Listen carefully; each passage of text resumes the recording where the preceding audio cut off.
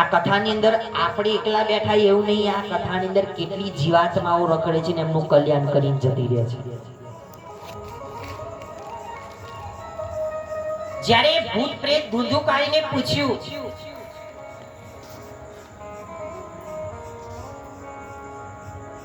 હવે ધુંધુકારીએ કીધું કે આ કથાથી હું દેવ બન્યો અને એની માટે વિમાન લેવા માટે આવ્યો.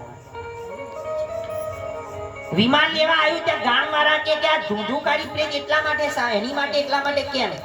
તો કે ધુંધુકારીએ જેવી કથા સાંભળી છે ને એવી તમે લોકો કોઈ આવ્યા. કેમ? કેમ કે જ્યારે કથા થતી ત્યારે ધુંધુકારી શાંતિથી કથા સાંભળતો હતો અને ત્યારે ગામના લોકો શું કરતા તો કે વાતો કરતા હતા.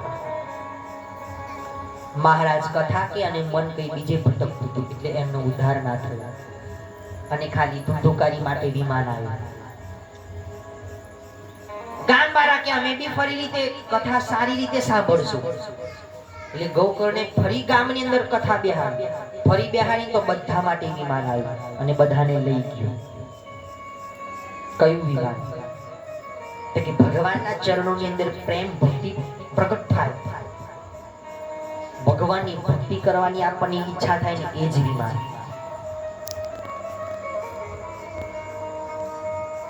એ વિમાન આવ્યું અને ધુંધુકારી જે પ્રેત બન્યો તો એ દેવ બન્યો. કોના પ્રતાપે? આ ભાગવત કથાના પ્રતાપે. અને એને લઈ ગયું વિમાન. તો તમે વિચાર કરો કે ધુંધુકારી જે પ્રેત હતો એ દેવ બન્યો ભાગવત કથાના પ્રતાપે. એવો ભૂત પ્રેત હતો તોય હવે કથા સાંભળી તો દેવ બન્યો. તમે વિચાર કરો આપણે બધા કેટલા ભાગ્યશાળી કે આપણે બધા સદેહે બેઠા છે, શરીર હાથે આપણે બધા બેઠા છે. આ ભગવાનની કેટલી મોટી કૃપા. કેમ? કેમ કે આપણે કારણે જોયો છે. સુખદેવજી મહારાજ રાજા પરીક્ષિતને આ કથાનું પાન કરાવ્યું ત્યારે પરીક્ષિતનો હાથમાં દિવસે તક્ષક નાગ કરડવાનો હતો. પરીક્ષિત રાજાને તો ખબર હતી કે એમનું મૃત્યુ 7મા દાડે છે. જો કે આપણને એકઈને ખબર નહીં કે આપણું મૃત્યુ ક્યારે. ખબર છે કોઈ કે આપણું મૃત્યુ ક્યારે છે? સોમ થી રવિ અને રવિ થી સોમ 7 દિવસની અંદર એક દિવસ આપણો છે ને છે, એમાં કોઈ સંશય નહીં. ભાઈ કોઈ અજર અમર થઈને આવ્યું?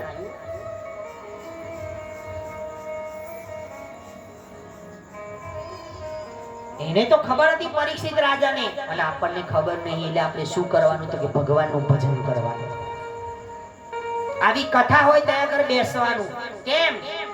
કેમ કે એક ઘડી સત્સંગ બી આપણને બહુ ફળ આપી શકે. તમારું રોડે એક્સિડન્ટ થવાનું હોય તો આ કથા આગળ આવીને તમારું ઊભી રહેશે. જો તમે કથા એક જીતે સાંભળી તો, અને સાંભળી એટલી નહીં પાછી જીવનની અંદર ઉતારી તો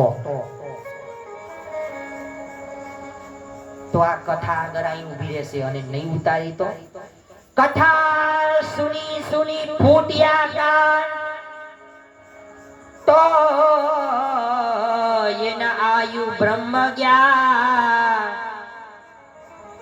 ઓખા ભગત કહે તોય વાલા અજીએ મનુએ. ઓખા ભગત કે આખી જિંદગી કથા સાંભળી પણ હજુ મેર પડ્યો ના જ પડે. એનું કારણ કે કથાની અંદર બેઠા તો કથા તમારે જીવનની અંદર ઉતારવાના. એવું નહીં કે આજે કથા પતી ગઈ અને પૂરું. ના, કથાની અંદર જે શબ્દો કે એ શબ્દ તમે તમારા જીવનની અંદર ઉતારો તો તમારી કથા સાચી પડશે.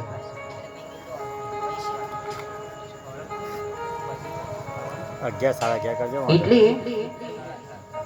કથા તમારે જીવનની અંદર ઉતારવાની તો તમારી કથા સાર્થક થશે.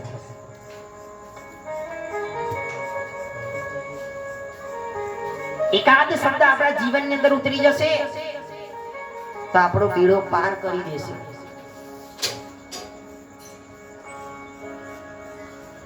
એ આ ભાગવતની કથા. મારો કહેવાનો ભાવ કે આપણે કાળને જાણ્યો. રસ્તે ચાલતા ચાલતા એટેક આવી ગયો પડી ગયા તો કે ભણી ગયા. ખાતા ખાતા એટેક આવ્યો, પૂરું થાય છે ને. કોરોના આવ્યો તો કે નતો આવ્યો, ઓમિક્રોન રોગ આવ્યો તો કેટલા લઈ ગયો, આપણે બધા બચી ગયા. કેમ? કેમ કે ભગવાનની કૃપા હશે એટલે આપણે બધા બચી ગયા. એના નામનું કઈ આપણે કર્યું હશે ને તો આપણે બધા હજુ બચી ગયા છે, બાકી કેટલા બધા ગતા રહ્યા. હવે યમરાજે થાકી ગયા છે કે એક એકને લેવાનું મેં છોડી દીધું છે. કેમ? કેમ કે હું કંટાળ્યો. તો કે બધાના હાથે એક ઠામટા લેવાના. એટલે યમરાજ શું કરે? તો કે કોરોના મોકલે. ભાઈ શું કરશે? તો કે ભૂકંપ આવશે એટલે મોટી મોટી બિલ્ડિંગ હોય 12 માળની, એક ઝાટકામ સાફ, એટલે બધાય ગયા. એકે હાથે લઈ લેવાના. કેમ? કેમ કે એ કંટાળ્યા. ગંભીરા બીજ હોય પડશે.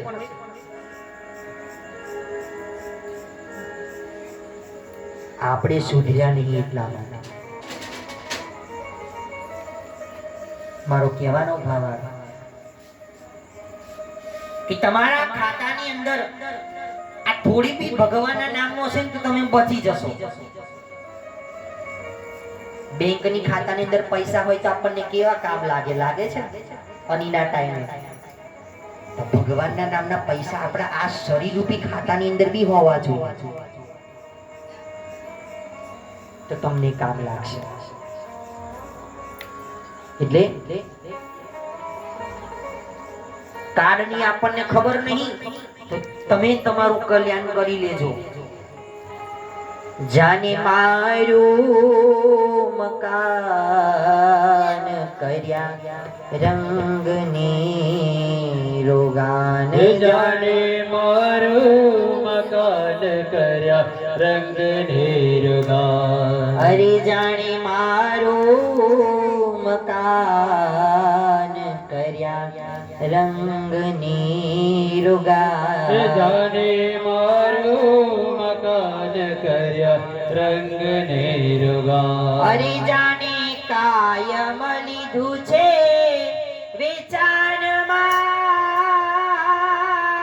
જાણે લીધું છે વેચાણમાં, તારે રેવો ભાડાના મકાનમાં હો જીવન.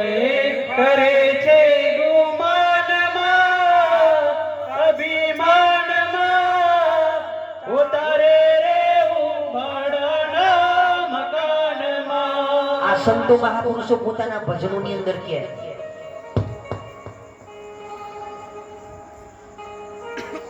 સંતો કઈ કઈ રે પણ પોતાના ભજનો અંદર લખી લખીને મોકલી તો ગામે ગામ સુધી ભજનો પહોંચ્યા.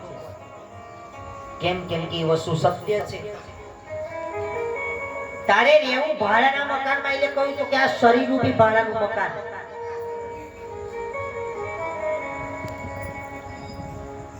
આપણું મકાન હોય અને ઉપરનો ફ્લેટ, આપણે ઉપરનો રૂમ હોય તો ભાડે કેવી રીતે આપીએ? આપીએ ને. પછી સમય થાય તો આપણે કાઢી હોય ને લે.